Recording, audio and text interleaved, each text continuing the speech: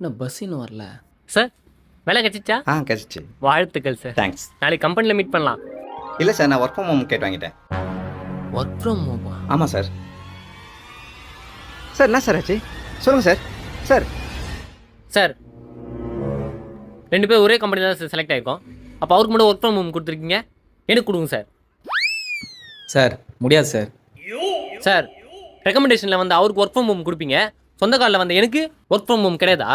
Sir முடியாது sir. Sir டெய்லியும் company வந்துட்டு போட்டு எனக்கு பெரிய விஷயம் கிடையாது சார். ஆனால் ஒருத்தரை மேலே வச்சுட்டு மற்றவங்களை கீழே வைக்கிறீங்களா, அதான் சார் எங்கள் பிரச்சனை. ஏன் நாங்களாம் மேலே வரக்கூடாதா சார்? சார் உங்களுக்கு எத்தனை வருஷம் sir experience? Fresher sir.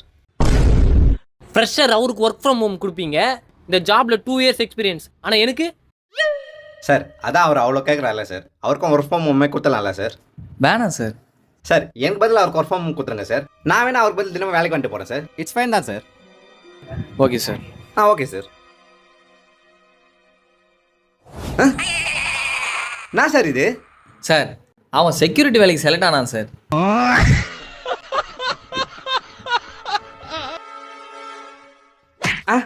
Car ரொம்ப நேரமா வெளியே நின்று இருக்குது, கேட் திறக்காம என்ன பண்ற? போடா. சார் எம்டி சார் போங்க சார்.